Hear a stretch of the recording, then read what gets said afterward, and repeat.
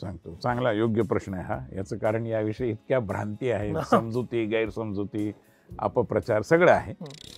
तर 2 वेळा आम्ही तुमचं ऐकू, 2 वेळा तुम्हाला आमचं ऐकावं लागेल. महाराष्ट्रातला चांगला पोवाडा शाहीर आहे, माझं नाव आहे, चांगलं नाव आहे, आणि मला अप्रोच व्हायचं तुम्हाला, कारण मला असे जर काही कार्यक्रम असतील जायचं, तर मी काय करायला पाहिजे? आणि एकदा माझी पंतप्रधानांची भेट झाली तर त्यांनी मला सांगितलं की बॉलिवूडचं सॉफ्ट पॉवरमधलं योगदान यावर खरं म्हणजे तुम्ही सेमिनार केला पाहिजे.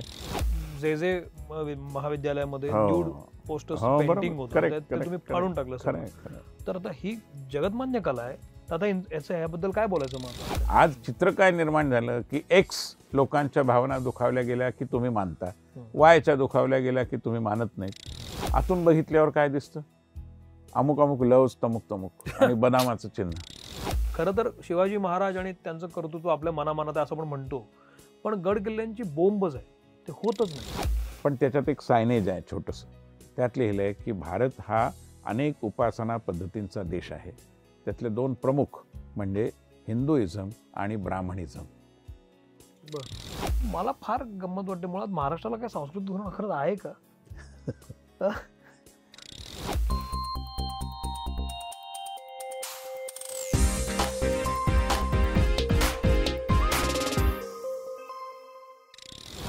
नमस्कार, मित्रमणेमध्ये मी सौमित्र बोटे तुम्हा सगळ्यांचं स्वागत करतो.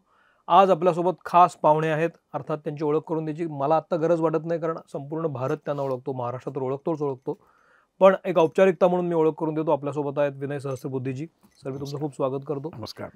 आपण सगळे जाणतो, ते माजी राज्यसभा खासदार आहेत, भाजपचे ज्येष्ठ नेते आहेत, लेखक आहेत, आणि सगळ्यात महत्त्वाची गोष्ट अशी की ICCR म्हणजे Indian council for cultural relations ही जी विदेश मंत्रालयाअंतर्गत जी बॉडी आहे त्याचे ते अध्यक्ष आहेत, आता काम करत आहेत. आणि आणखी महत्त्वाची गोष्ट आपल्या सगळ्या मराठी लोकांसाठी की महाराष्ट्राचं जे सांस्कृतिक धोरण ठरवलं जातं त्याची जी समिती आहे त्याचे ते कार्याध्यक्ष आहेत. फार महत्त्वाची जबाबदारी तुमच्यावर आहे सर, आणि म्हणून मला कुतूहल आहे. तर तुमचं मी पुन्हा एकदा स्वागत करतो. थँक्यू. हा इंटरव्ह्यू राजकीय नाही, ते भाजपशी संबंधित जरी असले, पण ते ज्या जबाबदारीनं काम करतायत आणि ज्या जबाबदाऱ्या त्यांच्यावर आहेत ते फार महत्त्वाचं आहे की ते आपल्या लोकांपर्यंत यावं, म्हणून हा इंटरव्ह्यू आपण घेतोय. डिस्क्लेमर. सर, अगदी सुरुवातीला बेसिक प्रश्न की हे जे ICCR आहे त्याचं काम खालपर्यंत येत नाही, ते वरवरच राहतं, दिल्लीमध्येच राहतं आणि दिल्लीतून बाहेर जातं, बाहेरचे दिल्लीत येतं. आता तुम्ही इथं अध्यक्ष आहात, तर नेमकं काय काम चालतं आणि ते कसं चालतं काम?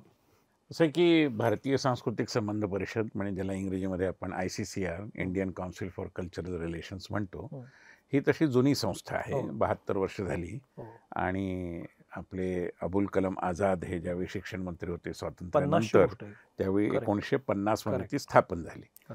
आणि शिक्षण क्षेत्राचं तिला म्हणजे पितृत्व त्या संस्थेचं शिक्षण क्षेत्राकडे, शिक्षण खात्याकडे होतं. त्यामुळे जे म्हणून शिक्षण मंत्री होते, म्हणजे त्यानंतर मोहम्मद करीम छागला शिक्षण मंत्री झाले, त्रिगुण सेन होते शिक्षण मंत्री, ही सगळी मंडळी त्याचे पदसिद्ध अध्यक्ष होती. 70च्या दशकात इंदिराजींनी ते विदेश मंत्रालयाचं भाग केलं, कारण त्याचं मुख्य कामच विदेशामध्ये भारतीय संस्कृतीची ओळख करून देणं हे होतं. वाह, करेक्ट. आणि त्यामुळे मग विदेश मंत्री हे त्याचे प्रसिद्ध अध्यक्ष राहत आले. त्यामुळे नरसिंह राव त्याचे अध्यक्ष होते, अटल बिहारी वाजपेयीजी त्याचे अध्यक्ष होते. मग काही काळ वसंत साठे हे कुठल्याही पदावर मंत्री म्हणून नसतानाही त्यांना अध्यक्ष त्याचं नेमलं, पहिल्यांदा झालं. आणि त्यानंतर मग काही काळ मधल्या काळात ज्यावेळी आपल्याकडे खूप अस्थिरता होती, 1-1.5 वर्षात निवडणुका झाल्या 90च्या अखेरीसच्या दशकामध्ये, तर त्यावेळी मग उपराष्ट्रपती पदाशी त्याची सांगड घातली गेली. आणि 2002 पासून मग ते कुठल्याही पदाशी सांगड न घालता एका स्वतंत्र व्यक्तीला दिलं गेलं. पहिल्या अशा व्यक्ती होत्या नजमा हेपतुल्ला, त्यानंतर डॉक्टर करण सिंग 9 वर्ष होते, त्यानंतर एक डॉक्टर लोकेश चंद्र हे खूप मोठे भारतविद किंवा इंडॉलॉजिस्ट आहेत, आणि त्यानंतर 2018 पासून आता 6 वर्ष होतील हे काम माझ्या तुमच्याकडे. आता हे काम काय आहे किंवा हे खाली काय येत नाही, हा तुमचा अतिशय योग्य प्रश्न आहे. तो अनेकांच्या मनामध्ये, तो स्वाभाविक आहे. एक तर ह्याचं कार्यालय दिल्लीत आहे आणि याची मुख्य कामं 3 आहेत. परदेशी विद्यार्थ्यांना पाठ्यवृत्ती देऊन भारतात शिकायला घेऊन येणं, त्याची व्यवस्था करणं. आता या पाठ्यवृत्ती सगळ्या ICCR देतं असं करत नाही, तर कुठे पेट्रोलियम मंत्रालय देतं, कुठे आयुष मंत्रालय देतं, कुठे आणखी काही देतं, आणि त्या सगळ्याची व्यवस्थापनाची जी रचना आहे ती ICCR करतं. त्यामुळे त्या विद्यार्थ्यांची देखभाल करण्यापुरतं काही ठिकाणी आमचं एक कार्यालयीन युनिट आहे, कारण त्यांच्या स्कॉलरशिपचे, त्यांचे राहण्याचे, जेवणा खाण्याचे असे काही ना काही प्रश्न असतात. कधी कधी भाषा समजत नाही, तेही प्रश्न असतात. त्यामुळे तो एक भाग आहे आमच्या कामाचा. दुसरा भाग आहे तो म्हणजे भारतीय संस्कृतीचं विदेशामध्ये जे प्रदर्शन व्हायला हवं, त्या दृष्टीने कला पथकं पाठवणं आणि ती वेगवेगळ्या राज्यातली त्यांना एक विशिष्ट पद्धतीने एम्पॅनेल करून घेतात, म्हणजे अधिस्वीकृती म्हणा किंवा ॲक्रेडिटेशन म्हणा, आणि त्यांना पाठवणं. तर तेही काम चालतं आणि त्याचा कला जगतात बऱ्याच जणांना त्याची कल्पना आहे. याच्यामध्ये फाईन आर्ट्सवाली मंडळी पण येतात, म्हणजे चांगली चित्रप्रदर्शनं पण आपण पाठवतो.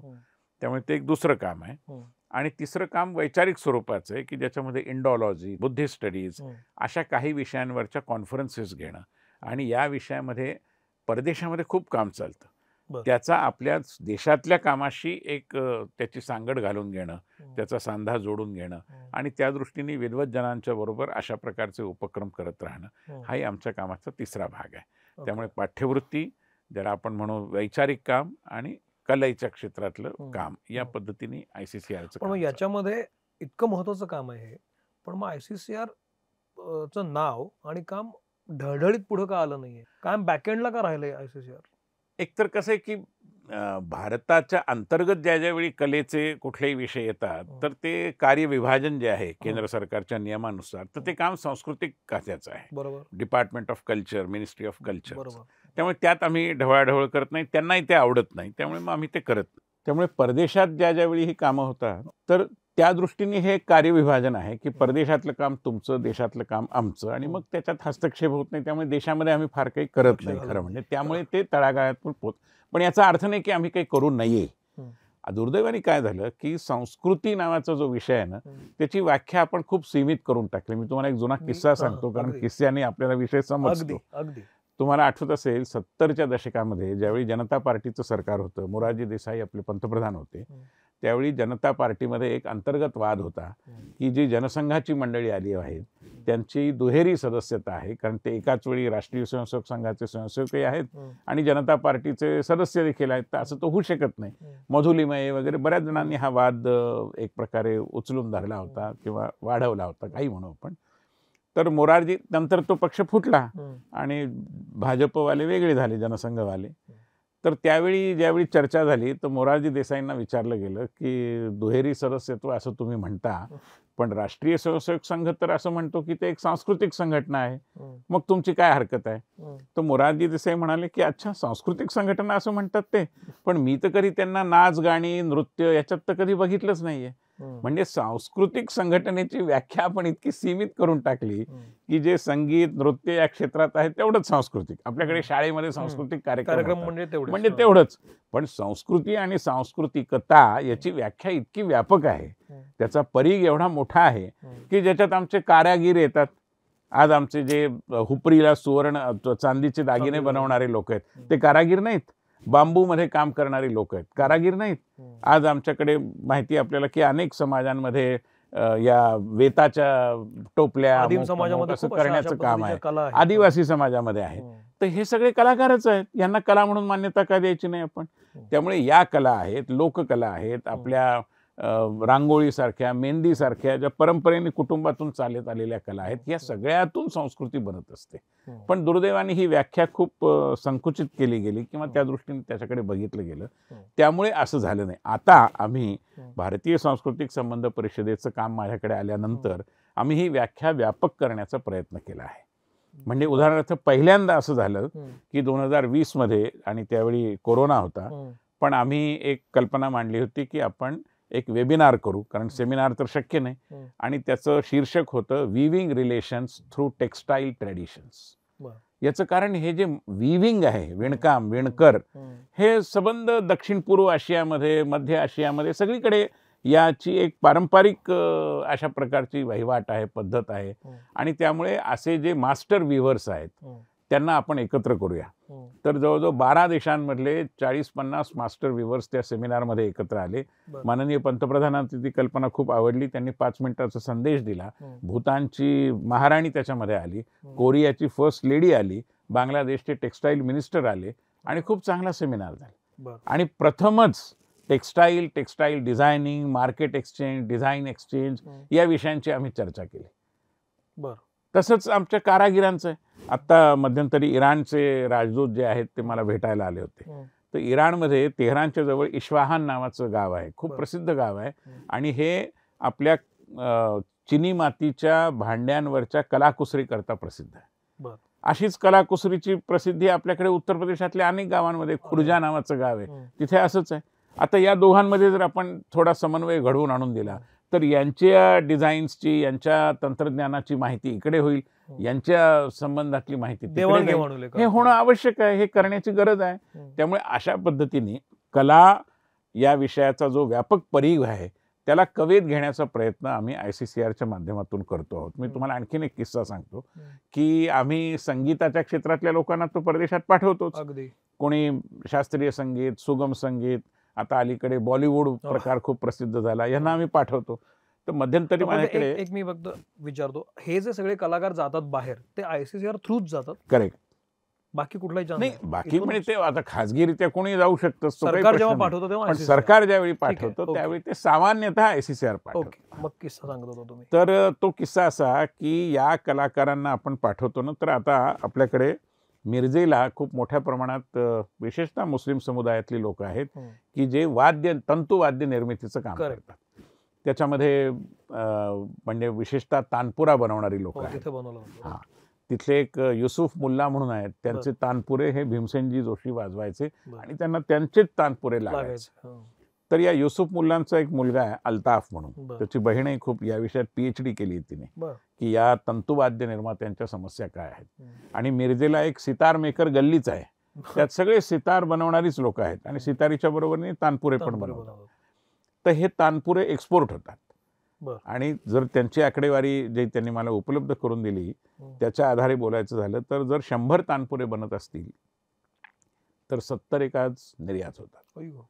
आणि ते कुठे जातात तर न्यू जर्सीमध्ये जातात आणि इंग्लंडमध्ये जातात.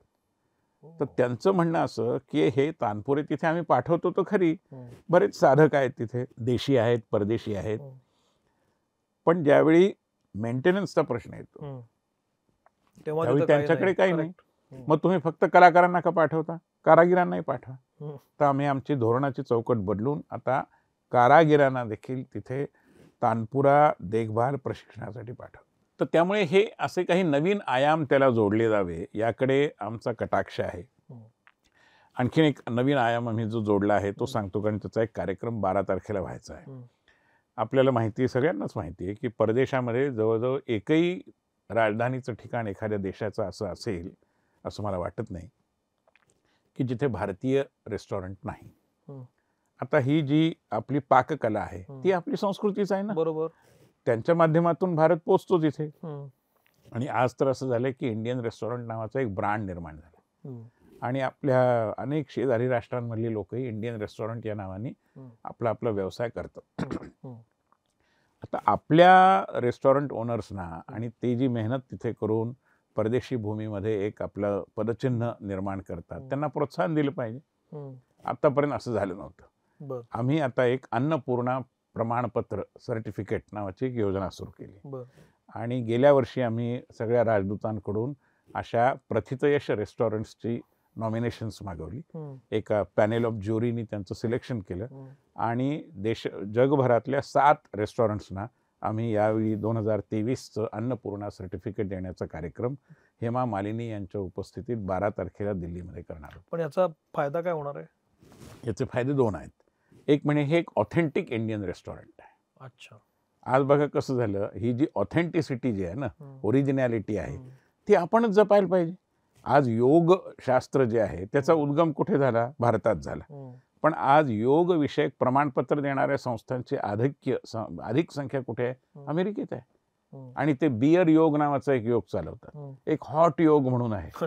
तऱ्हेतऱ्हेचे विकृत प्रकार त्याच्यात आहे. आता हे विकृत आहेत हे सांगायचं काम आपलं नाहीये का? हे जर आपण सांगायचा आळस केला तर आज चुकीच्या गोष्टी प्रसारित होतील.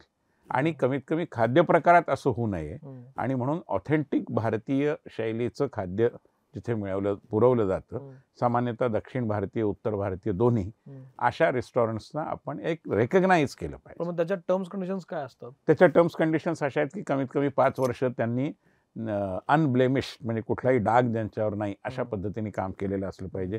सामान्यतः सर्व भारतीय अन्नपदार्थ तिथे दिले गेलेले असले पाहिजेत आणि तिथल्या स्थानिक लोकांचा, ज्याला आजकाल म्हणतात फुटफॉल, पदरव हा जिथे जास्त आहे अशा रेस्टॉरंट्सना आपण, म्हणजे NRIs लोक तिथे गर्दी करतील तर त्यात काही अर्थ नाही. पण समजा कोस्टारिकामध्ये आहे तर कोस्टारिकन लोकांची गर्दी व्हायला पाहिजे ना, जपानी लोकांची व्हायला पाहिजे. तिथे राहणाऱ्या टोकियोतल्या भारतीयांनी गर्दी केली म्हणून पाठ थोपटून घेणं. पण याच्यामध्ये तुम्ही ही जी काही सगळी योजना राबवता, ज्या काही नवीन निर्णय घेतात, आता परदेशामध्ये खूपच आपले भारतीय आहेत, वेगवेगळ्या देशांमध्ये, त्या लोकांना जर आपल्याशी जोडून घ्यायचं असेल की त्यांना काही सांगायचं असेल तर ही जी खिडकी असायला पाहिजे ही आहे आपल्याकडे? अनेक ठिकाणी आहे. म्हणजे आता 37 ठिकाणी आमचे केंद्र आहेत. त्या केंद्रांच्या बरोबरती आम्ही एक स्थानीय सल्लागार मंडळ केलं आहे. त्यात NRIचे प्रतिनिधी पण आहेत. पण एक लक्षात घ्या की NRIs मध्ये देखील आता कसं झालं, बदलत्या वर्षांमध्ये जे पूर्वी NRI होते त्यांची पुढची NRI राहिलेली नाही ना. करेक्ट. तिथेच जन्मलेली. बरोबर. आणि त्यांना भारत जेवढा जवळून माहिती असायला हवा तेवढा तो असेलच असं नाही. आता सुषमाजी आपल्या मंत्री होत्या, त्यांच्या काळात नो इंडिया नावाचा एक प्रोग्राम त्यांनी सुरू केला या तरुण मुलांकरता, की ज्यांना भारत माहितीच नाही. त्यांच्या आईवडिलांना माहिती आहे पण त्यांना माहिती नाही. माहिती म्हणजे खऱ्या अर्थाने तो उमजला नाही अशा अर्थाने. तर त्यासाठी तो कार्यक्रम सुरू केला. तर तसंच याही पद्धतीने या लोकांकरता एक विंडो उपलब्ध करून देऊन त्यांना याच्यामध्ये सहभागी करून घेऊन त्यांचा सल्ला घेऊन आपण पुढे पण जाऊ. मग याच्यामध्ये आता हे झालं परदेशातून भारताकडे पाहणारे लोक, पण भारतातून परदेशाकडे पाहणारे जे लोक आहेत, जे तुम्ही म्हणालात की कारागिरांसाठी तुम्ही नवीन एक योजना सुरू केली आणि मग त्यांना पाठवायला लागला, असे भारतामध्ये खूपच लोक आहेत. म्हणजे महाराष्ट्रातले मला माहिती आहेत की खूप लोक चांगल्या पद्धतीने काम करत आहेत. त्यांनाही जायचं असतं वेगवेगळ्या देशांमध्ये, एक्सप्लोर व्हायचं असतं, कारभार वाढवायचा असतो, पण त्यांच्यापर्यंत ते पोहोचत नाही. तर मी बाबा एक कारागीर आहे किंवा मी गायक आहे, छान फोक आर्टिस्ट आहे, पोवाडा छान म्हणतो आणि मला जायचंय तुमच्यापर्यंत अप्रोच व्हायचं आणि मला वेगळ्या ठिकाणी काम करायचं, तर मी काय करायचं? सांगतो. चांगला योग्य प्रश्न आहे हा. याचं कारण याविषयी इतक्या भ्रांती आहेत, समजुती, गैरसमजुती, अपप्रचार सगळं आहे. आज काय झालं की गेल्या अनेक वर्षामध्ये, आता कसं जसं नृत्य आपण घेऊ, आज जवळजवळ प्रत्येक मध्यमवर्गीय घरामधली जर मुलगी असेल तर तिला कथक तरी शिकायचं असतं, भरतनाट्यम तरी शिकायचं. चांगलं आहे, त्यात गैर काही नाही. त्यामुळे या प्रकारची साधना करण्याचा प्रयत्न करणाऱ्यांचा एक मोठा गट निर्माण झाला आहे आणि त्यांना प्रत्येकाला परफॉर्म करायचं असतं आणि परदेशात करण्याची संधी, विच इज ऑल्सो ओके, योग्यच आहे, काहीच. पण बदलत्या काळात काय झालं की बदलत्या काळात आपल्या कलांची साधना करणारे परदेशातही मोठ्या प्रमाणात गेलेलेच आहे. आज असे क्लासेस चालवणारे तिथे भरपूर प्रमाणात आहे आणि इथून त्यांचे क्लासेस घेणारे त्यांची एक संख्या. कालबेलिया नावाचं एक लोकनृत्य आहे, हे मुख्यतः राजस्थानमध्ये आहे. हे जो नागिणीचा नाच आहे ना, तो कालबेलिया डान्स आहे. तर ते चालवणारी एक गुलाबो नावाची बाई आहे. गुलाबो, पुढचं नाव मी विसरलो.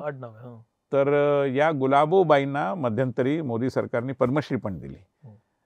तर त्या बाईंनी मध्यंतरी आमची जयपूरला भेट झाली, तर त्या म्हणाल्या की कोरोनाच्या काळामध्ये मी कालबेलियाचे ऑनलाईन वर्ग घेत होते आणि फ्रान्समध्ये हे खूप लोकप्रिय आहे आणि जवळजवळ 600-700 लोकांनी माझे वर्ग घेतले आहेत आणि प्रत्येकाकडून मी तासाचे जवळजवळ 500 रुपये चार्ज करते. बघा, आपल्याला माहिती नाही हे. असंच आसाममध्ये एक सत्रिय नावाचा नृत्य प्रकार आहे. तिथे जी शंकरदेवांची सत्र म्हणजे देवालय असतात त्याच्याशी जोडलेला आहे. याचा अभ्यास करणारा मोठा गट फ्रान्समध्ये आहे. ते इथे येतात आणि अभ्यास करतात. त्यांचा आसाम सरकारबरोबर एक करार झालेला आहे. त्यामुळे परदेशातही आता मोठ्या प्रमाणावर साधक निर्माण झाले. अनेक जणांनी हे तुमचं संतूर वादन असेल, बासरी वादन, ते म्हणजे ते परदेशी पण आहेत, केवळ NRIs नव्हे, परदेशात जन्मलेले आणि अशा प्रकारचे. तर त्यामुळे ही एक संख्या वाढली गेली. त्यामुळे काय झालं की इथून तिथे जी मागणी होती त्याच्यावर थोडा परिणाम झाला, किती नाही म्हटलं तरी. तरी देखील आम्ही परदेशी लोकांना मागणीवर ठरतं. थोडंसं दुर्दैवाने तसंच होतं. याचं कारण काय होतं की त्यांचे कार्यक्रम आयोजित कोण करतं? आयोजित खाजगी संस्था करेल आणि आम्ही लोक पाठवू असं होत नाही. कारण मग खाजगी संस्था कधी कधी तिकीट लावते, तर ते तसं त्याचा व्यवसाय करावा ही तर काही सरकारची भावना नसते. म्हणून सामान्यतः हे जे प्रस्ताव आहेत ते आमच्या वकिलातींकडनं येतात, राजदूतांकडनं येतात. आता राजदूतांवर एक प्रेशर असतं की कार्यक्रम यशस्वी झाला पाहिजे, स्वाभाविक आहे. मग यश कशामुळे येतं? तर गर्दी खेचल्यामुळे येतं. मग गर्दी कुठे मिळते? तर मग ती बॉलिवूडला मिळते. म्हणून मग बॉलिवूडचा प्रसार. तर आता आम्ही धोरण बदललंय आणि आम्ही सरकार म्हणून मग आपली जबाबदारी काय? करेक्ट, म्हणून आम्ही धोरण बदललं आहे. पण तरी देखील एकदम त्यांची मागणी नाकारता येत नाही ना. तर आम्ही असं म्हटलं, कुठल्याही राजदूतांनी समजा 26 जानेवारीला एक ते कार्यक्रम करतात, 15 ऑगस्टला करतात, 2 ऑक्टोबरला करतात, आणखी काही करत असतील, तर तुम्ही 4 वेळा जर अशी नृत्य पथकं किंवा कलाकार आमच्याकडून मागत असाल तर 2 वेळा आम्ही तुमचं ऐकू, 2 वेळा तुम्हाला आमचं ऐकावं लागेल. अन्यथा हे आम्ही मी जेव्हापासून सूत्र हातात घेतली तेव्हापासून आम्ही धोरण सुरू केलं, किंवा त्याला सर्व भारतीयता मिळवून देणं.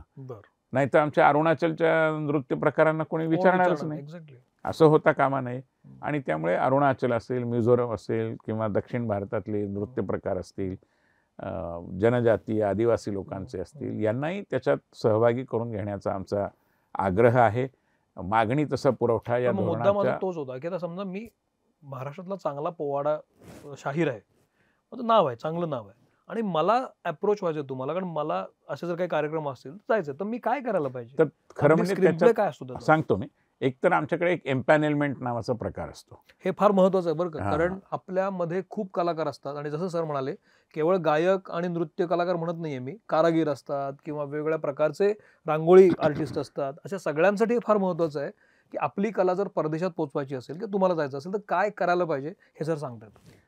तर आत्तापर्यंत हे एम्पॅनेल ज्याला परफॉर्मिंग आर्ट्स म्हणतो त्याच्यापुरतंच सीमित आहे. कारिगरी हा विषय अलीकडे आलेला आहे. हळूहळू आम्ही तोही त्याच्यामध्ये समाहित करून घेऊ.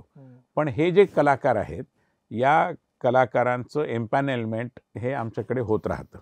पण मी सूत्र हातात घेतल्यानंतर असं लक्षात आलं की जवळजवळ 6,000 लोकांना एम्पॅनेल केलेलं आहे. आता दरवर्षी आम्ही किती कलाकारांना परदेशात पाठवू? 200. म्हणजे कला पथकं म्हणतोय, कलाकार आणखीन जास्त असतील, पण 200 आम्ही पथकांनाच ॲक्रेडिटेशन देतो, एम्पॅनेल करतो. तर 6,000तले 200 वगळा, तरी देखील 5,800 हे नाराजच राहणार ना तुमच्याबद्दल. म्हणजे आपण नाराजांची फौज वाढवतो आहोत. जेवढं जास्त संख्या करू, म्हणून आम्ही कोरोना सुरू होता त्या काळामध्ये एम्पॅनेलमेंट थांबवली आणि आहे त्या एम्पॅनेल आर्टिस्टचाच आम्ही नव्याने धांडोळा घेतला. याचं कारण एम्पॅनेलमेंट झाली 1992 मध्ये, आणि समजा ते 50 वर्षाचे होते गृहस्थ किंवा त्या महिला, तर आज त्या 80 वर्षाच्या आहेत. तर आता त्या नृत्य करू शकतात का, हे सगळं बघितलं पाहिजे. हे आम्ही तपासल्यानंतर आमच्याकडची ती यादी जवळजवळ 2000 खाली आली. तर आता त्या 2000वर आम्ही भर देतो आहोत आणि बहुधा पुढच्या जानेवारीपासून आम्ही एम्पॅनेलमेंट पुन्हा सुरू करू. शिवाय आमचं धोरण असं आहे की जे आकाशवाणीचे ग्रेड 1 आर्टिस्ट असतात किंवा पद्मश्री आणि तत्सम पुरस्कार मिळालेले असतात किंवा विद्यापीठांच्या यूथ फेस्टिवलमध्ये ज्यांना प्रथम द्वितीय क्रमांक मिळालेला आहे, त्यांना एम्पॅनेलमेंटची गरज न राहता आपण याच्यामध्ये समाहित करून घेतो, ज्याला डिस्टिंग्विश आर्टिस्ट. म्हणजे तुम्हीच करता, आम्ही काय करायची गरज नाही? नाही. तुम्ही ती माहिती द्यावी की मी असं या यूथ फेस्टिवल द्यायची, ICCR कडे द्यायची, मेल ईमेल वरून द्यायची. करेक्ट. आणि त्याचा विचार केला जातो. पण सिस्टीम आहे. म्हणजे मी जर मेल केला तर तो वाचला जातो का? निश्चितपणे वाचला जातो. त्याचं एक रोस्टर ठेवलं जातं आणि त्या रोस्टरनुसार त्यांचा विचार केला जातो. अर्थात पुन्हा मी म्हटलं तसं यात अडचणी आहेत, हे इतकं सोपं नाहीये. कारण मी एक उदाहरण देतो म्हणजे लोकांनाही स्पष्ट होईल की समजा आमच्या इटलीच्या राजदूतांनी आम्हाला सांगितलं की मला असा एक कार्यक्रम करायचा आहे 26 जानेवारीला. तर आम्ही त्यांना आमच्याकडे जे एम्पॅनेल्ड आर्टिस्ट आहेत त्यातनं 2 समजा फोक आर्टवाले सुचवले, एक शास्त्रीय दक्षिण भारतीय कर्नाटकवाला सुचवला, एक नृत्य प्रकार समजा छाव डान्स आहे आपला तो सुचवला. तर ह्यातनं तो सिलेक्ट करतो. करेक्ट. आणि तो काय सिलेक्ट करेल हे त्याच्यावर फारसा कंट्रोल नाहीये. आणि मग त्यानंतर आम्ही त्या कॅटेगरीतले जे पॅनेल्ड आहेत त्यांना अप्रोच करतो. ते जर फ्री असतील तर ते येतो म्हणतात. ज्यांना एकदा आम्ही पाठवतो त्यांना 4 वर्ष मग पुन्हा पाठवत नाही, कारण तो एक कूलिंग ऑफ पिरियड ज्याला म्हणतात तशा प्रकारचा असतो.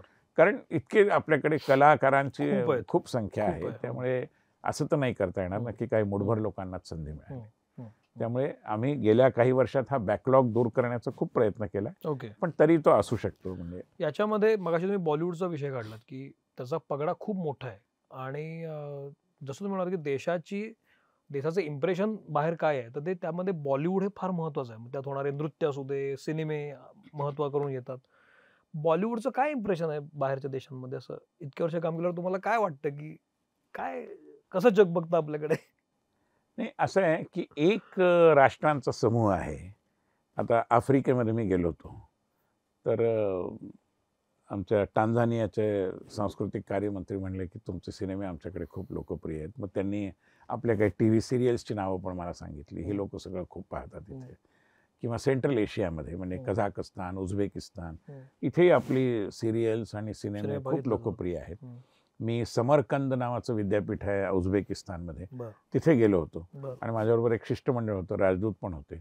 आमचं सगळ्यांचं स्वागत आवाराहूच्या ट्यून्सनी झालं, बँडवरती त्यांनी ते वाजवलं. इतकं त्यांना, हे 3 वर्षापूर्वीची गोष्ट आहे, जुनी गोष्ट नाही. त्यामुळे इतकं त्यांच्यामध्ये ते सगळं भरलेलं आहे. जपानमध्ये आहे, इकडे मलेशिया, इंडोनेशिया या देशांमध्ये आहे. श्रीलंकेत खूप मोठ्या प्रमाणात हिंदीचा प्रचार बॉलिवूडच्या माध्यमातून झाला आहे. त्यामुळे बॉलिवूडनी हिंदीची खूप सेवा केली आहे. म्हणजे अनेक जणांनी मला सांगितलं की आम्हाला हिंदी क्लासेसला जायची गरजच नाही, तुमचे सिनेमे बघतो आम्ही, आम्हाला सगळं हिंदी येतं. त्यामुळे हे बॉलिवूडचं एक योगदान आहे असं मी म्हणेन. मी जाता जाता हे सांगतो की मी तुला बॉलिवूड असं म्हणायलाही मला जरा अडचण आहे. मी त्याला आपला भारतीय सिनेमा असं म्हणेन, कारण हॉलिवूडची कॉपी बॉलिवूड असं होतं, पण असं करण्याचं कारण नाही. हिंदी सिनेमा, त्यामुळे त्याचा पगडा निश्चितपणाने आहे. आता जो दुसरा वर्ग आहे की ज्याला तंत्रदृष्ट्या खूप प्रगत आणि बाकी सगळ्या दृष्टीने सकस असे सिनेमे बघायचे आहेत, ते खूप आपल्या हिंदी चित्रसृष्टीकडे खूप आकांक्षेने बघत असतील, अपेक्षेने बघत असतील, असं कदाचित नसेल. पण अशा लोकांशी आमचाही काही खूप प्रत्येक वेळा घनिष्ठ संबंध येतो असं नाही, पण मला असं वाटतं की कदाचित तसं बघत नसेल. म्हणजे आता हे कान्स चित्रपट महोत्सव होतो किंवा इतर होतात, बर्लिन होतो देशांमध्ये, तर ह्याच्यात काही आपलं खूप मोठं म्हणजे काहीच राहत नाही असं माझं म्हणणं नाही, पण आपला आकार, आपल्याकडे निर्मित होणाऱ्या चित्रपटांची संख्या, त्यातली भाषिक विविधता, या सगळ्याचा विचार केला आणि आपल्याकडे घटित ज्याला म्हणतो आपण, कथानक ज्याला म्हणतो, नॅरेटिव्ह ज्याला म्हणतो, याचं काही म्हणजे श्रीमंती भरपूरच आहे, काही तुटवडाच नाही. खरी गोष्ट. तर त्या सगळ्या संदर्भात जर विचार केला तर कदाचित तेवढा दबदबा आपण निर्माण करू शकलेलो नाही असं मला वाटतं. काय कारण असेल याचं? खरं म्हणजे हा चित्रपट समीक्षण आणि त्या क्षेत्रात अधिक अधिकारी पद्धतीने काम करणारे जे लोक आहेत त्यांनी याचं उत्तर द्यायला पाहिजे. मी फिल्म सोसायटीत आमचे सुधीर नांदगावकर होते, त्यांच्या बरोबरीने कधी कधी जायचो आणि त्यांनी आम्हाला खूप चांगले सिनेमे दाखवले आणि सिनेमा कसा पाहावा हे एक प्रकारे त्यांच्याबरोबर सिनेमा आणि ICCR जेव्हा मी विचार करतो, कारण सिनेमा एक फार महत्त्वाचं माध्यम आहे, कारण भारतावर पण त्याचा परिणाम होतो देशात आणि परदेशात सुद्धा. पाकिस्तान पासून सगळीकडे आपले सिनेमे पाहिले जातात आणि पुन्हा देशाचं इम्प्रेशन तयार होतं. मग जेव्हा सिनेमा ॲज अ पॉवर मी बघतो की हे फार महत्त्वाचं आहे लोकांचं मन जिंकण्यासाठी, मग त्यासाठी ICCR काही ठरवून काही सिनेमे बाहेर पाठवतं का, बघायला सांगतं का, प्रोत्साहित करतं का, असं काही होतं? आता हे इथे पुन्हा एक सरकारी खाक्याची थोडी अडचण येते. मी ज्यावेळी प्रथम ICCR मध्ये गेलो त्यावेळी माझ्याही मनात होतं की यावर आपण काहीतरी काम केलं पाहिजे. तर आमच्या IFS अधिकारी आमच्याबरोबर काम करतात, तर त्यांनी सांगितलं की जे कार्यविभाजन सरकारने घालून दिलेलं आहे त्यात सिनेमा हा विषय आपला नाही आहे. तर मी त्याच्याकडे दुर्लक्ष केलं आणि सिनेमांवरती काही ना काही करण्याकडे कल ठेवला. आणि एकदा माझी पंतप्रधानांची भेट झाली तर त्यांनी मला सांगितलं की बॉलिवूडचं सॉफ्ट पॉवरमधलं योगदान यावर खरं म्हणजे तुम्ही सेमिनार केला पाहिजे. आणि ती खरोखर चांगली कल्पना होती. म्हणून आम्ही 2 वर्षापूर्वी फ्लेम युनिव्हर्सिटीच्या मदतीने मुंबईमध्ये भारतीय चित्रसृष्टी म्हणजे हिंदी चित्रपट आणि त्यांचं भारताच्या सौम्य संपदेतलं म्हणजे सॉफ्ट पॉवरमधलं योगदान या विषयावर एक चर्चासत्र केलं. त्याला अनेक लोक आली होती आणि त्याच्यामध्ये आम्ही एक रेकमेंडेशन त्या चर्चेनंतर अशी दिली होती की जे चित्रपट भारतीय संस्कृतीला, भारताला, भारतीय लोकांना म्हणजे लोक या अर्थाने योग्य पद्धतीने वस्तुनिष्ठ पद्धतीने प्रस्तुत करतात त्यांच्यामुळे भारताच्या सौम्य संपदेत वाढ होते आणि म्हणून त्यांना एक वेगळा दर्जा दिला पाहिजे आणि त्यांना काही प्रोत्साहनही दिलं पाहिजे. करेक्ट. दुसरी आमची एक शिफारस अशी आहे की जसं मी कझाकस्तानचं उदाहरण दिलं की तिथे मी गेलो तर लोक म्हणाले आम्हाला तुमचे सिनेमे खूप आवडतात, पण तुम्ही ते रशियन सबटायटलमधनं आमच्याकडे देता ते बंद करा, आम्हाला कझाक सबटायटल पाहिजे. कारण आता आमची वेगळी अस्मिता आहे. आता ते कझाक सबटायटल मिळायचे तर आपल्याला कझाक शिकवणारी केंद्र उघडली पाहिजेत ना, ते आपल्याकडे नाही आहेत. त्यामुळे हे या ज्या सगळ्या नेबरहूड कंट्रीज आहेत त्या सगळ्या ठिकाणी, इव्हन म्यानमारमध्ये हीच अडचण आहे. थायलंडमध्ये आपले सिनेमे पण त्यांना ते त्यांच्या भाषेत पाहिजेत. आर्टिफिशियल इंटेलिजन्सचा वापर करून लोक ते करतायत, नाही असं नाही, पण तरी देखील त्या विषयावर जास्त काम व्हायला पाहिजे आणि आपले अधिकाधिक सिनेमे हे परदेशामध्ये त्या त्या देशाच्या भाषेच्या सबटायटलसह जर गेले तर त्याला अधिक ही जी गरज आहे, ही तुम्हाला जी लक्षात आलेली गरज आहे, ही तुम्ही सांस्कृतिक मंत्रालयाला सांगा. ही आम्ही सूचना आणि प्रसारण खात्याकडे पोहोचवली आहे. त्यांच्या मंत्र्यांशी माझं सविस्तर बोलणं झालं आहे, त्यांनी गांभीर्याने ते घेतलंही आहे आणि त्यांच्याकडे खूप संस्था आहेत, फिल्म डेव्हलपमेंट कॉर्पोरेशन आहे, बाकी आहे, त्यांच्याशी बोलून ते या विषयावर काही ना काही काम. याचा दुसरा एक अँगल असा पण आहे की जसे चांगले सिनेमे आले की त्याचं इम्प्रेशन देशामध्ये परदेशामध्ये चांगलं पडतं, तसेच देशांतर्गत काही इश्यूज सिनेमांबद्दल झाले तर त्याचंही एक काय म्हणतात त्याची चर्चा जगभरात होते. म्हणजे जसं की सिनेमाला सेन्सॉर मिळतो पण भारतात ते प्रदर्शित होऊ दिले जात नाहीत, अस्मिता दुखावली जाते, ती सब्जेक्टिव्ह असते आणि मग त्याचा खूप मोठा फटका बसतो आपल्याला. असं पण होतं, असं काही झालेलं तुम्हाला अनुभव आला? खूप चर्चा मी ऐकली नाही, म्हणजे परदेशातल्या लोकांशी बातचीत करताना कदाचित असा प्रश्न कोणी उठवणं प्रस्तुत त्यांना वाटलं नसेल, कशामुळे मला माहिती नाही. पण हा जो विषय आहे ना, हा पुन्हा एक असाच आहे की जो समाजाच्या सामूहिक शहाणपणावर अवलंबून आहे. म्हणजे भावना दुखापतीचं राजकारण हे आपण किती करायचं याच्याशी जोडलेला विषय आहे आणि तो सर्व अभिव्यक्तींच्या बाबतीत लागू आहे. एखादी कादंबरी असेल किंवा एखादं नाटक असेल किंवा एखादा सिनेमा असेल, भावना अगदी म्हणजे पटकन बोलत होता जे महाविद्यालयामध्ये पोस्टर्स पेंटिंग होतं ते तुम्ही फाडून टाकलं. तर आता ही जगतमान्य कला आहे, तर आता याबद्दल काय बोलायचं मग आता? नाही, म्हणून याबद्दल सगळ्या समाजातल्या सर्व धोरणांनी एकत्रित बसून धोरण ठरवलं पाहिजे की भावना दुखापत होते म्हणजे काय होतं आणि कोणाची भावना दुखावली तर ती दुखावली असं याचा निकष काय. आज चित्र काय निर्माण झालं की एक्स लोकांच्या भावना दुखावल्या गेल्या की तुम्ही मानता, वायच्या दुखावल्या गेल्या की तुम्ही मानत नाहीत.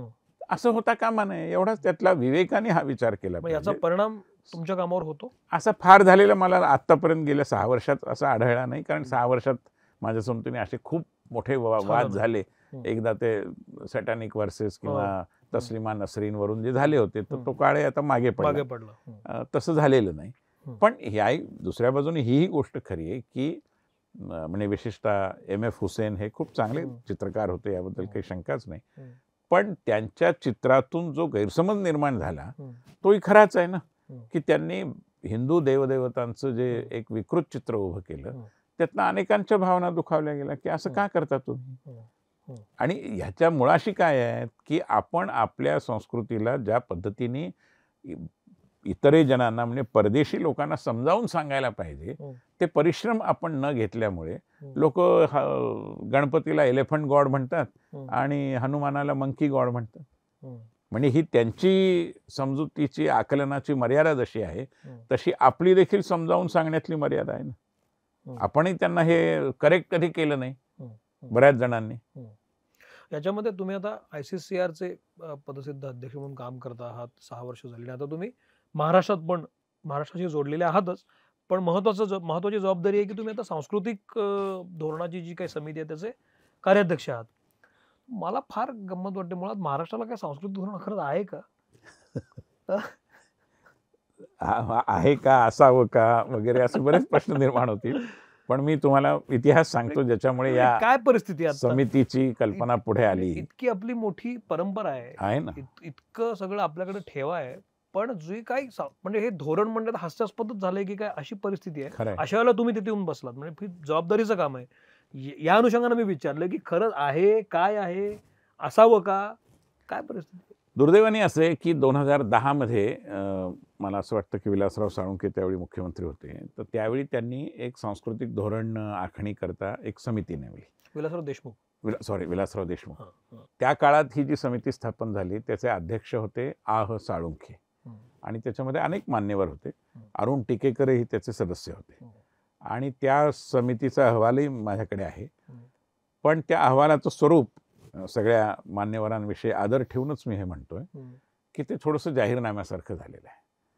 म्हणजे असं केलं जाईल, तसं केलं जाईल, अमुक होईल. म्हणजे एखाद्या निवडणुकीच्या जाहीरनाम्यात जशी आश्वासनं देतो, आता कृती योजना ही धोरणाची संतती आहे. कृती योजनेचे आईबाप आहेत ते धोरण आहे. करेक्ट. तर ते धोरण तुम्हाला आखायला सांगितलं, तुम्हाला कृती योजनेवर यायची गरज नाही. बरोबर. तर ते दुर्दैवाने तसं झालेलं मला आढळत नाही. मी विनम्रतेने सांगू इच्छितो. म्हणून आम्ही काय केलं की 10 उपसमित्यांच्या माध्यमातून याचं काम करायचं ठरवलं. आमचे अध्यक्ष आहेत सांस्कृतिक कार्यमंत्री सुधीर मुनगंटीवार. बरोबर. त्यांची आमच्या सर्व सदस्यांची ही धारणा होती की आपण 3 पद्धतीने याची व्यापकता वाढवली पाहिजे. एक, भौगोलिक सर्वसमावेशकता. म्हणजे मुंबई पुण्याचा विचार फक्त राहतो तसा न होता तो नांदेडचा, परभणीचा, भंडाऱ्याचा, चंद्रपूरचा, सातारा, सांगली, रत्नागिरी, सिंधुदुर्गचा असा झाला पाहिजे. दुसरं, सामाजिक सर्वसमावेशकता. समाजातले जेवढे म्हणून सगळे गट, उपगट आहेत किंवा समाज आहेत, वेगवेगळे समुदाय आहेत, त्या सगळ्यांच्या आकांक्षांचं प्रतिबिंब या सांस्कृतिक धोरणात पडलं पाहिजे, उमटलं पाहिजे. आणि तिसरं, ज्या म्हणून ज्ञानशाखा आहेत, म्हणजे समजा संगीत घेऊ आपण, तर संगीतामध्ये सुगम संगीत आहे, शास्त्रीय आहे, भावगीतं आणि ते आहे, लोकगीतं आहेत, वाद्यसंगीत आहे. या सगळ्या शाखांना आपण न्याय देण्याचा प्रयत्न केला पाहिजे. म्हणजे शाखांच्या दृष्टीने, सामाजिक दृष्टीने आणि भौगोलिक दृष्टीने सर्वसमावेशक आणि व्यापक असं त्याचं स्वरूप राहिलं पाहिजे. म्हणून मग आम्ही काय केलं की 10 उपसमित्या नेमल्या. मी तुम्हाला त्याची नावं सांगितली तर तुम्हाला त्याचा परीघ लक्षात येईल. त्याच्यामध्ये चित्रकला, म्हणजे ज्याला आपण दृश्यकला म्हणतो, शिल्प पण आलं त्याच्यामध्ये, ते आहे. सुहास बहुलकर त्याचे अध्यक्ष आहेत, ज्येष्ठ चित्रकार आहेत. संगीत उपसमिती आहे, कौशली नामदार त्याचे अध्यक्ष आहेत. त्यानंतर एक उपसमिती मराठी भाषा, वाङ्मय, साहित्य व्यवहार, प्रकाशन, वाचन संस्कृती अशा सगळ्या लोकांना, मुद्द्यांना कवेत घेणारी एक उपसमिती आहे. आणि नामदेव कांबळे जे साहित्य अकादमी पुरस्कार विजेते आणि पद्मश्री प्राप्त ख्यातनाम लेखक आहेत, ते त्याचे अध्यक्ष आहेत. त्यानंतर नृत्य विषयाची जी उपसमिती आहे, डॉक्टर संध्या पुरेचा, ज्या केंद्रामध्ये संगीत नाटक अकॅडमीच्या अध्यक्ष आहेत, त्यांना आम्ही या समितीचं नेतृत्व करायला सांगितलं. त्यांनी मान्य केलं. त्यानंतर मग एक भक्ती संस्कृती, ही पण एक मोठी संस्कृती, म्हणजे जत्रा, यात्रा, गोंधळ, म्हणजे हे लोकसंगीत आहेत पण त्याचा कुठेतरी मंदिरांशी पण संबंध जोडलेला आहे. तर त्याची एक उपसमिती, आमचे एक आदिवासी समाजातले म्हणजे संतच आहेत एक प्रकारे असं म्हणून, ते त्याचे एक अध्यक्ष आहेत. अशा पद्धतीने वेगवेगळ्या विषयांच्या आम्ही, रंगभूमीसाठी दीपक करंजीकर आहेत, चित्रपटासाठी गजेंद्र आहिरे यांच्या नेतृत्वाखाली समिती झालेली आहे. या सगळ्या उपसमित्यांनी महाराष्ट्रभरात प्रवास करून, म्हणजे सगळ्या समित्यांच्या प्रवासाचा जर विचार केला तर जवळ 100-125 ठिकाणी हे लोक गेले. पण मग हे सगळी चांगलीच मंडळी घेतली तुम्ही, पण ह्या समित्यांचे अध्यक्ष ठरतात कसे? नाही, या मूळ समितीची रचना ही सरकारने ठरवली. त्याच्यात त्यांनी असं ठरवलं की 10 हे जे उपसमित्यांचे विषय आहेत, त्या प्रत्येक विषयाचा एक प्रमुख कोणीतरी असावा. मग या प्रत्येक जो प्रमुख आहे त्याला आम्ही आणखीन 4-4 लोकांची जोड दिली आणि त्यांनी महाराष्ट्रभरात प्रवास केला. समजा ग्रंथालय उपसमिती आहे तर ग्रंथालय संघ, प्रकाशक संघ, त्यानंतर वेगवेगळ्या ठिकाणी लेखकांचे समजा काही समूह आहेत तर ते, आजकाल फेसबुकवर लिहिणाऱ्यांची संख्या वाढली आहे तर ते, अशा सगळ्यांना भेटून गाठून त्यांच्या सूचना संकलित केल्या आणि त्याला मग अंतिम रूप दिलं. आता समजा म्हणजे संगीत आहे तर तुम्हाला माहिती असेल सिंधुदुर्गमध्ये हार्मोनियम बनवणारे एक गृहस्थ आहेत आणि ते एकमेव आहेत. तर त्यांची आमचे कौशली नामदार आणि त्यांच्या समिती जाऊन त्यांची भेट घेतली. गिरीश प्रभुणे जे सामाजिक कार्यकर्ते आहेत, कारिगिरीमधलं त्यांचं खूप काम आहे, तर त्यांनी वडार समाज जो किंवा बुरुड समाज, या सगळ्यांच्या, शिकलगार समाज, की त्यांची पण कला आहे, त्यांची, ते हुपरीला गेले, चांदीचे दागिने जिथे बनवतात तिथे, दशावतारी खेळे, त्यांची जी उपकरणे ती बनवणार आहे, अशा सगळ्या लोकांपर्यंत पोचून त्यांच्या समस्यांचा अभ्यास करून त्यांच्या सूचनांचा स्वीकार करून आम्ही हे धोरण तयार करण्याचा प्रयत्न करतो आहोत. आणि खरं म्हणजे सगळं जर आमचं काम ज्या पद्धतीने झालं आहे, वर्षभराची मुदत होती, आमची मुदत नोव्हेंबर अखेरी संपली आणि आम्ही अहवाल तयारही केला आहे. पण आमचे काही सदस्यांनी, विशेषतः गजेंद्र आहिरे वगैरे लोकांनी एका मुद्द्याकडे आमचं लक्ष वेधलं. ते म्हणजे ही जी कृत्रिम बुद्धिमत्ता आहे, आर्टिफिशियल इंटेलिजन्स, आणि सोशल मीडिया सुद्धा त्याच्या बरोबरीने यांचा खूप मोठा परिणाम कला आणि संस्कृती व्यवहारावर होणार आहे. म्हणजे त्यातल्या जाणकारांचंच जर म्हणणं तुम्हाला सांगायचं तर आता एखाद्याला पटकथा लेखकाची गरजच नाही आहे, चॅट जीपीटीच ते काम करणार आहे. किंवा तुमचा आवाज हा उसना घेऊन त्याच्यातनं एखादं गाणं पण तयार करेल जे तुम्हाला वाटेल की मी हे गायलंय अशा पद्धतीने. तर इतक्या या नवीन नवीन आव्हानात्मक गोष्टी येणार आहेत, त्यातनं खूप मोठी गुंतागुंत निर्माण होणार आहे. आणि म्हणून या विषयाचा संदर्भ न घेता आपण अहवाल पूर्ण करणं योग्य नाही. म्हणून मग आम्ही मंत्री महोदयांशी बोलून 1-2-4 महिन्याची मुदत वाढवून घेतली आहे. पण तरी आम्हाला निवडणुकांचं सगळं पडघम वाजण्यापूर्वी हा अहवाल द्यायचा आहे. आणि आम्ही म्हणून या कृत्रिम बुद्धिमत्ता, आर्टिफिशियल इंटेलिजन्सच्या क्षेत्रातल्या लोकांबरोबर पुण्यात आणि मुंबईमध्ये चर्चा करणार आहोत. आणि मी या माध्यमाद्वारे लोकांना विनंती करतो की ज्यांना कोणाला याबद्दल काही सुचवायचं असेल की सरकारने धोरणात्मक चौकटीच्या अनुषंगाने काय विचार केला पाहिजे तर आपण जरूर. आपल्याकडे असं का होतं, 2010 साली जी समिती स्थापन झाली होती त्यांनी जो काही अहवाल दिला त्यानंतर कट टू आता त्याच्यावर काम होतंय, जवळपास 12 वर्ष झाली, 12-13 वर्ष झाली. हे मध्ये मध्ये पुनर्निरीक्षण दर 5 वर्षांनी होणं अपेक्षित आहे, का होत नाही माहिती नाही. एक सरकारमध्ये एक इंग्रजीत ज्याला इनर्शिया म्हणतो तशी एक अकर्मण्यता असतेच असते. याचं कारण इतकी बाकी कामं असतात, काही ना काही सण समारंभ साजरे करणं, सरकारी सगळ्या गोष्टी, आणि थोडी निष्क्रियता पण असते, एक शिथिलता पण असते सरकार नावाच्या वस्तूमध्ये. सांस्कृतिक जे काही गोष्टी असतात त्याच्यामध्ये जे काही येतं ते सगळं त्या सगळ्याकडे दुय्यम तिय्यम दृष्टीनं पाहण्याचं एक सवय लागली आपल्याला, असं मला दिसतं. काय दुर्दैवाने मी असं म्हणेन की हे बरंचसं खरं आहे की सांस्कृतिक गोष्टींना ज्या पद्धतीचं महत्त्व द्यायला हवं होतं तेवढं गेल्या काही वर्षांमध्ये दिलं गेलं नाही. केंद्राच्या बाबतीत मी असं म्हणेन की आता तो बॅकलॉग, अनुशेष जो आहे तो बऱ्यापैकी भरून निघतो आहे. आणि त्यामुळे आपण पाहतो की अनेक कारागिरांना पद्मश्रीच्या रांगेत आपण पाहतो आहोत, किंवा अनेक अशा नवीन नवीन उपक्रमांना आता सरकारने, सांस्कृतिक खात्याने मध्यंतरी एक फेस्टिवल ऑफ लायब्ररीज केला. हा देशातला पहिला असा ग्रंथालय महोत्सव झाला. किंवा आज पंतप्रधान एका बिनालेचं उद्घाटन करणार आहेत, त्यात कारागिरांना बोलावलंय. आतापर्यंत कारागिरांना अशा आंतरराष्ट्रीय प्रदर्शनांना कधी बोलावलं जायचं नाही, पण आता ते बोलावलं गेलंय. चंदेरी साड्या विणणारे आणि चंदेरी डिझाईन करणारे तिथे सापडतील, किंवा तंजावरचे हे वाद्य निर्माते तिथे सापडतील. शिल्पकला, अजूनही पाथरवट समाज परंतु जो दगडांमधल्या शिल्पाला एक प्रकारे साथ घालतो तो तुम्हाला तिथे आढळेल. असं सगळं आता त्यांनी सुरू केलं आहे. पण याच्या म्हणजे अनुशेष एवढा मोठा आहे की आणखीन खूप करण्याची गरज आहे. याबद्दल त्याच्यामध्ये सांस्कृतिक धोरण ठरवताना तुम्ही सर्व कला घेतल्या, त्याच्यामध्ये म्हणजे गड किल्ले येतात, त्याच्यामध्ये गड किल्ले येतात. मी हे सांगायचं विसरलो की पुरातत्व, गड किल्ले याच्याकरता एक समिती आहे. एक शिक्षण तज्ञ आहेत विदर्भातले बाबा नंदन पवार, ते त्या उपसमितीचे अध्यक्ष आहेत.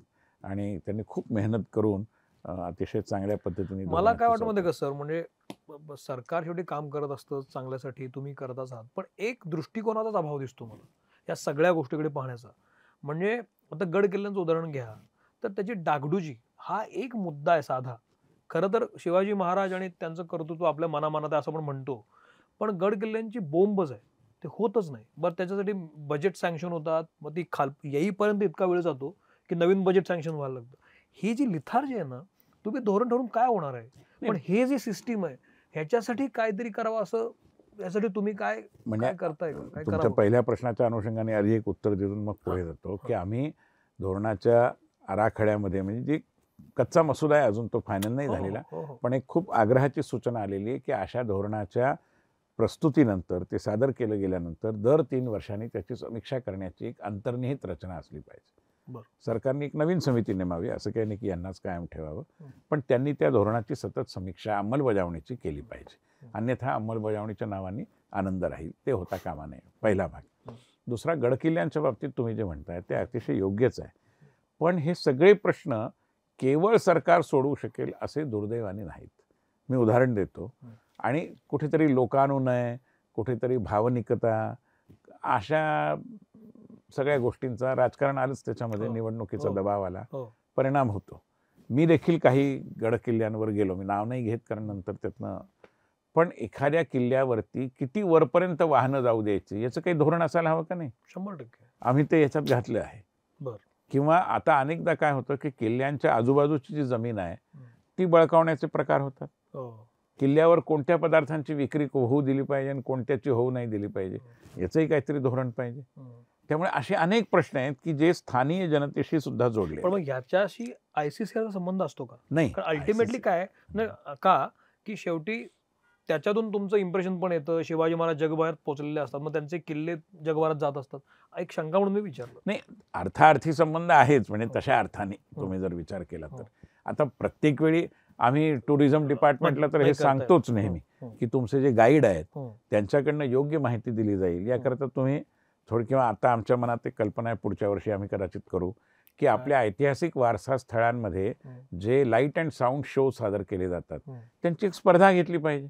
किती छान. कारण लाईट अँड साऊंड शो जेवढा प्रभावी होईल तेवढा इतिहास जिवंत रूपाने अगदी. पोचेल की नाही. अगदी. तुम्ही ग्वाल्हेरचा जर लाईट अँड साऊंड शो बघितला असेल, ग्वाल्हेरच्या किल्ल्याचा, अमिताभ बच्चन यांच्या आवाजात आहे, तर अंगावर रोमांच उभे राहतात. मी लाल किल्ल्याचा बरोबर बघितला, तोही छान आहे. तर असे म्हणजे याच्यातही एक कला आहे, याच्यातही एक संस्कृती आहे, याच्यातही प्रतिभा आहे, पण त्याचं कुठेतरी त्याला एक संधी दिली. अगदी उदाहरणार्थ सांगतो, मी परवा दिल्लीला गेलो होतो आणि दिल्लीवरनं मी अमृतसरला गेलो, पंजाब, ते सगळं पाहिलं मी. आणि मी जालियनवाला बागमध्ये गेलो. आता जालियनवाला बाग मी जे शिकलोय ना ते काटा येणार आहे सगळं, जो काही इतिहास आहे तो आपल्या सगळ्यांना माहिती आहे. पण आज मी तिथे गेल्यावर मला काय दिसतं तर तिथं सुंदर बाग केलेली आहे, सुंदर बाग आहे ती. पण मी बाग बघायला आलेलो नाहीये ना. मी काय बघायला आलो, मला ते बघायचंय की ते कुठून घुसले, कुठल्या विहिरीत. कुठल्या विहिरीत. विहीर तिथं आहे पण इतकी सुंदर बाग आहे की तो जो रोमांच किंवा ते जे शेवटी तो इतिहास आहे माझा, ते गेलंच बा सगळं. आणि तिथं सुंदर बाग आहे. बागा माझ्या गावात पण आहेत. हा जो अप्रोचचा भाग आहे, ह्याचं काय करणार तुम्ही? नाही, म्हणून याविषयीची मी म्हटलं तसं सामाजिक साक्षरता देखील वाढवण्याची गरज आहे.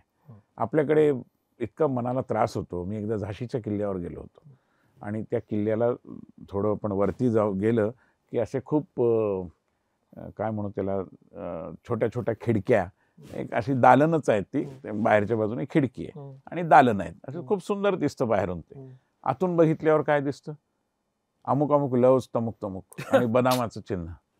आता हे कसं, म्हणजे कुठली किती सरकारी वटहुकूम काढा तुम्ही, हे सामाजिक सवयीचा परिणाम आहे. अजंता एलोरामध्ये देखील अशा विकृत गोष्टी आपल्याला दिसायला म्हणजे आढळतात दुर्दैवाने. त्यामुळे समाजाची देखील या सगळ्या वारसा स्थळांकडे पाहण्याची जी दृष्टी आहे त्याकरता सगळ्यांनी मिळून प्रबोधन केलं पाहिजे. हा सगळ्यांचा दृष्टिकोन असला पाहिजे. हे काम केवळ एकाचं नाहीये. महाराष्ट्रातली मध्ये अशी जी स्थळं आहेत, सांस्कृतिक स्थळं आहेत, कला आहेत वेगवेगळ्या, याची जतन जपणूक होण्यासाठी धोरणामध्ये काही तरतूद आहे. म्हणजे आमच्याकडे आलेल्या सूचनांचाच मी उल्लेख करू शकतो, कारण अजून अहवालाला अंतिम रूप दिलं जायचंय, त्यामुळे त्याआधी काही बोलणं उचित नाही होणार. पण अशी एक हे आहे की या वारसा स्थळांशी स्थानिक कलाकारांची सांगड घातली पाहिजे. समजा देवगिरीचा किल्ला आहे, तिथे पाहायला लोक येतात ना, मग तुम्ही वर्षातनं एकदा, दोनदा, तीनदा एक देवगिरी महोत्सव करून स्थानिक कलाकारांना प्रोत्साहन, तिथल्या हिमरूशालीचं प्रेझेंटेशन, म्हणजे ज्याच्यात कारागिरही आले, कलाकारही आले. समजा तिथे अमुक एक पदार्थ खूप चांगला मिळतो तर ते पदार्थ तिथे विकायला ठेवले. थोडंसं काही बौद्धिक काम हवं असेल तर काही सेमिनार वगैरे केला. असं करून सगळ्यांची जर मोठ आपण बांधली तर स्थानिकतेला एक प्रकारे वैश्विकतेशी आपल्याला जोडता येईल. म्हणजे लोकल ते ग्लोबल हे जर जायचं असेल तर आधी लोकलची काळजी घेतली पाहिजे ना आपण. त्यांना वाव दिला पाहिजे. तिथे समजा लेखक आहेत त्यांना पाचारण केलं पाहिजे, त्यांच्या पुस्तकांचं प्रदर्शन ठेवलं पाहिजे. आता महाराष्ट्रातनं कान फेस्टिवलला काही लोक जातात, म्हणजे आपण सरकार पाठवतो. तर अशा ज्या राज्य पातळीवर गोष्टी घडत असतात सांस्कृतिक ठेवाशी संबंधित, त्याच्याशी दिल्लीतल्या ICCRचा संबंध असतो? हा संबंध जेवढा तगडा असायला हवा तेवढा नव्हता, पण 2 वर्षापूर्वीपासून आम्ही असं ठरवलं आहे आणि आता या अन्नपूर्णा सर्टिफिकेटशी आम्ही त्याची सांगड घालतो आहोत की शेवटी भारतीय संस्कृती म्हणजे काय आहे? म्हणजे ती कुठेतरी राज्यांचीच संस्कृती आहे ना. महाराष्ट्राची संस्कृती, बंगालची, आसामची ही सगळी मिळूनच भारतीय झालेली आहे की नाही? तर मग या राज्य सरकारांचाही सहभाग असला पाहिजे. म्हणून आम्ही राज्य सरकारांबरोबर करार केलेला आहे की हे काही कार्यक्रम आपण एकत्रितरित्या करू. समजा आता आमचे नियम असे आहेत की एखादं कलापथक पाठवताना 8 जणांनाच पाठवावं. हल्ली काय खूप 25, 30 जण जातात, तर एवढं आम्हाला परवडणार नाही, त्यातनं मग संख्या कमी होईल. तर आता समजा आम्ही 8 पाठवू शकतो, पण समजा महाराष्ट्राचं एक कलापथक आहे, त्यांना 16 पाठवायचं. मग तुम्ही 8चा खर्च करा, आम्ही 8चा करतो, आपण मिळून करूया. असं होऊ शकतं का नाही? आता हे अन्नपूर्णा आहे. आता ही जी 7 रेस्टॉरंट्स आम्ही निवडली आहेत, त्यांना आम्ही सांगणार आहोत की तुम्ही तुमच्या रेस्टॉरंटमध्ये दर महिन्यात एका राज्याचा फूड फेस्टिवल करा. समजा न्यूयॉर्कचं रेस्टॉरंट आहे आणि त्यांनी ठरवलं की ठीक आहे, आम्ही जानेवारीमध्ये ओडिया फूड फेस्टिवल करू. तर ओरिसाचं सगळं जे काही व्हरायटी आहे ती आम्ही मांडू. तर ओरिसाच्या सरकारला आम्ही विनंती करणार आहोत की तुम्ही तुमच्या ओरिया ज्याला डेलिकसीज आहेत ते बनवणारे 2 शेफ तुम्ही निवडा आणि त्यांना तिकडे पाठवा. तुम्ही जाण्या येण्याचा खर्च तुम्ही करा, राहण्याची व्यवस्था आम्ही करतो. हे कधीपासून सुरू होतं? हे आता छान आहे. मग असंच केलं पाहिजे ना. सगळ्यांनी मिळूनच आपण एकत्रितरित्या काम केलं पाहिजे, तरच हे होणं शक्य आहे. मग याच्यामध्ये तुम्ही महाराष्ट्राचे आहात. या सगळ्यात महाराष्ट्र कुठं आहे? भारतीय सांस्कृतिक संबंध परिषदेच्या सगळ्या व्यवहारात नाही. असं आहे की असं काही आपण महाराष्ट्र स्पेसिफिक काम करतो अशातला भाग नाही. पण आता या वर्षी म्हणजे गेल्या काही वर्षांपासून आम्ही जे करतो आहोत की डॉक्टर बाबासाहेब आंबेडकरांची जन्मजयंती ही आमच्या 37 केंद्रांमध्ये आम्ही साजरी करतो परदेशामध्ये. छत्रपती शिवाजी महाराजांच्या 350व्या राज्यारोहणाचा सोहळा आम्ही सगळीकडे साजरा करणार आहोत. त्यानिमित्ताने मागच्या वर्षीपासून आम्ही एक व्याख्यानमाला सुरू केली की शिवाजीराजांचं कर्तृत्व हे सगळ्यांपर्यंत पोचलं पाहिजे, परदेशातही त्यावर काम झालं पाहिजे. त्यामुळे या पद्धतीने आम्ही महाराष्ट्रावर भर देण्याचा प्रयत्न नक्की करतो आहोत आणि अन्य राज्यही तितकीच आहेतच, म्हणजे तो काहीच प्रश्न. याच्यामध्ये शेवटचा प्रश्न विचारतो, मग आपण थांबूया. जसं आपण सॉफ्ट पॉवर बद्दल बोललो, ICCRचे अध्यक्ष म्हणून तुम्हाला असं काय वाटतं की जी काही चित्रपट निर्मिती किंवा जी काही कला निर्मिती सर्व प्रकारची भारतामध्ये होते आहे, ज्याचा इम्पॅक्ट जगावर पडू शकतो असं वाटतं, तर हे एकूण सगळं एक पर्सोना किंवा हे कॅनव्हास बघितल्यानंतर तुम्हाला काय वाटतं की कशा प्रकारची निर्मिती होणं आता गरजेची आहे भारताचं इम्प्रेशन जगामध्ये आणखी चांगलं होण्यासाठी? खरं म्हणजे त्या पद्धतीचं एक ज्याला आपण म्हणतो एक जॉनर हे आपल्याकडे निर्माण होतच आहे. म्हणजे जसं आपण पाहतो की तो शाहरुख खानचा सिनेमा आला की ज्याच्यामध्ये गावाचा पाण्याचा प्रश्न सोडवण्याकरता त्यांनी प्रयत्न केले. असे एकेका व्यक्तीला नायकत्व देऊन त्याच्या कार्यकर्तृत्वाचा संबंध देशविकासाशी किंवा देशप्रश्नाशी जोडून अशी जी एक सिनेमांची थोडी एक चहलपहल आपल्याला कुठे कुठे दिसते आहे.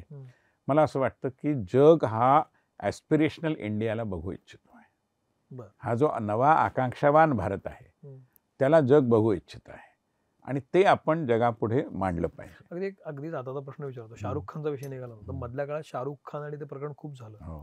शाहरुखचा मुलगा आणि त्याला अटक बिटक झाली, तर शाहरुखचे फॅन जगभरात आहेत आणि मग त्यामुळे पण एक इफेक्ट होतो की काय चाललंय शाहरुखच्या घरामध्ये आणि सरकारमध्ये वगैरे वगैरे. याचा एक दर्प पण यायला लागतो की असं काय होतंय.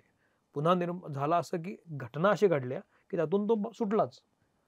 आता ह्याचं इम्प्रेशन जगभरात काय जात असेल, एक असं जात असेल तर ICCR काही सांगू शकतं का की अशा पद्धतीच्या असं जर इम्प्रेशन जात असेल तर, किंवा आपलीच प्रतिमा डागाळली जात असेल तर?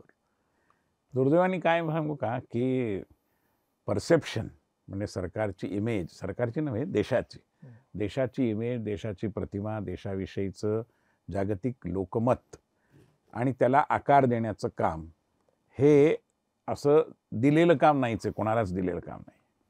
म्हणजे परसेप्शन मॅनेजमेंट. आणि त्यामुळे इतक्या चुकीच्या धारणा आणि भ्रांती अशा आहेत.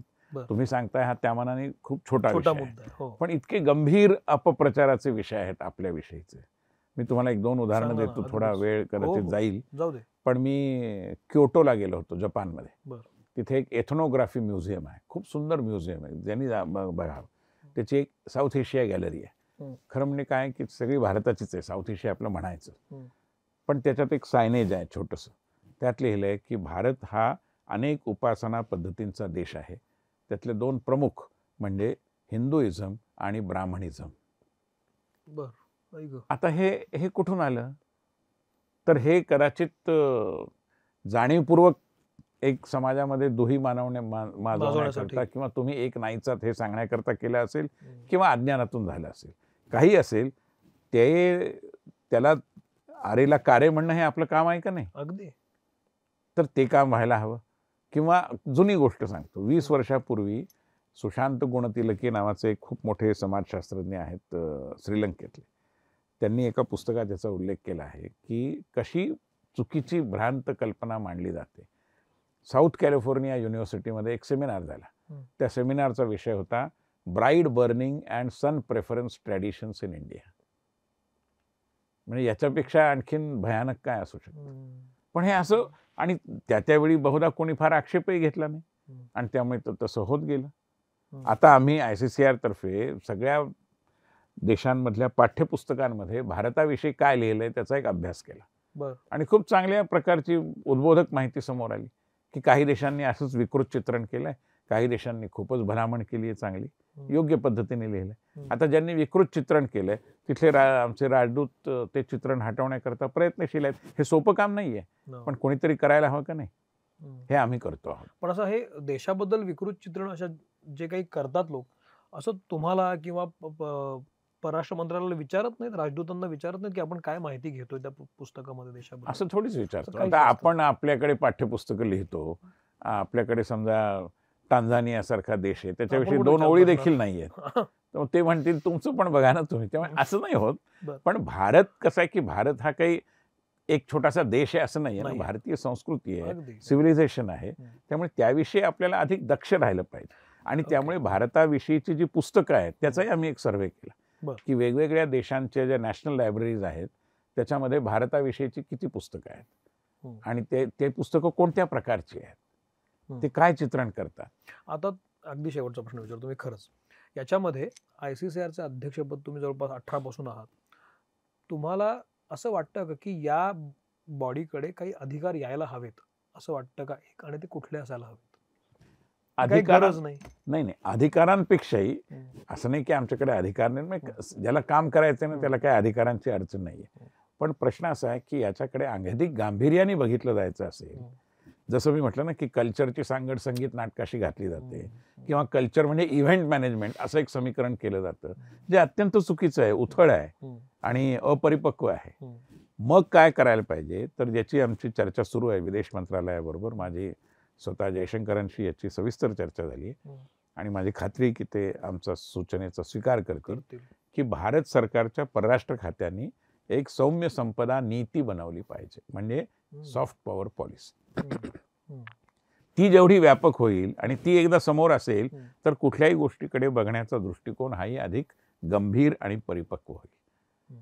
सरकार नाही बघत, पण जो तिथला IFS अधिकारी आहे तो जर त्याच्याकडे इव्हेंट मॅनेजमेंट म्हणून बघत असेल, वो आए बजाने वाले असं म्हणत असेल तर मग संस्कृती वगैरेचं काही मंदाच येत नाही ना. आणि त्याचा दृष्टिकोन सुधारायचा असेल तर सरकारला अशा प्रकारची एक सॉफ्ट पॉवर पॉलिसी आणली पाहिजे ज्याच्यामध्ये सर्व प्रकार येतील. इव्हन भारतीय जे देशी खेळ आहेत ते पण येतील. यायला नकोत का?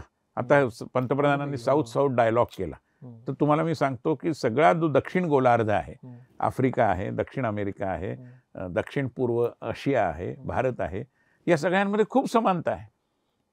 आणि हे जे युरोसेंट्रिक सगळं थिंकिंग आहे किंवा ही जी श्वेतवर्णीयांची एक प्रकारे दादागिरी आहे काही म्हणू आपण, त्याला आपल्या सांस्कृतिक संचिताच्या आधारे आपण निश्चितपणाने एक प्रकारे चांगल्या अर्थाने आव्हान देऊ शकतो. त्याच्यामध्ये आता महाराष्ट्राचं जे धोरण तुम्ही ठरवलेलं अजून आलेलं नाही अहवाल, तो कधी येणं अपेक्षित आहे? माझी समजूत आहे की फेब्रुवारी एंडपर्यंत आम्ही तो अहवाल देऊ. म्हणजे मला खात्री आहे की त्यातून अनेक नव्या गोष्टी समजतील आणि गोष्टी सोप्या होतील. आशा करूया की तसं. आणि यानंतर पुन्हा 12 वर्षांना नको तर पुन्हा दर 5 वर्षांना त्याचं पुनर्निरीक्षण व्हावं. विनयजी, तुम्ही इथं आलात मित्रमंडळीमध्ये आणि अनेक गोष्टी कळल्या आम्हाला, तर तुमचे मनपूर्वक आभार. मला खात्री आहे की या निमित्तानं ICCRचं काम आणि आपण तिथे अप्रोच कसं व्हायचं, काय करायला हवं हे आपल्याला कळलं असेल. मी मगाशी म्हणालो तसं ही मुलाखत राजकीय नव्हती, पण एक महत्त्वाच्या पदावर सर आहेत आणि त्यानिमित्तानं ते काम कसं चालतं, कशा पद्धतीने त्या कामाकडे बघितलं जातं हे आपल्याला कळावं ही अपेक्षा होती. तर आपण आलात, वेळ दिलात, मला खूप बरं वाटलं सर. थँक्यू. मित्रमंडळीतर्फे एक छोटीशी भेट, तुम्ही त्याचा स्वीकार करावा. हा एक बुकमार्क आहे छोटासा अश्मनतर्फे, वा, आणि हा पेबल दिया अश्मन पेबल्स तर्फे असा प्रेम भेट. थँक्यू. मला खात्री आहे की असा दिवा तुमच्याकडे नसेल. हँडमेड दिवा येतो, Thank payable you. Painted. Thank you. तर मी इथं थांबतो. हा एपिसोड कसा वाटला मला जरूर सांगा. आणि जर अप्रोच व्हायचं असेल तर कसं अप्रोच व्हायचं ICCR? ICCRची वेबसाईट आहे, त्याच्यावरती प्रेसिडेंट ICCRचा ईमेल ID आहे, फोन नंबर आहे. आपण जरूर पहा. माझी व्यक्तिगत वेबसाईट आहे आणि माझे सोशल मीडिया हँडल्स देखील आपल्याकरता त्यामुळे उपलब्ध आहेत. सगळीकडे सर अवेलेबल आहेत आणि ते मेल पाहिले जातात. सर आहेत त्यामुळे मी हक्कानं सांगू शकतो. तर थँक्यू व्हेरी मच. मित्रमंडळी you. जरूर पहा. मी सोशल मीडियावर आहे. फीडबॅक द्या, कसं वाटतं मला जरूर सांगा. आणि चांगली माणसं जोडली जाणं फार महत्त्वाचं आहे असं मला वाटतं. हा त्याचाच एक भाग होता. थांबतो इथं. Thank you very much. Thank you sir. Thank you.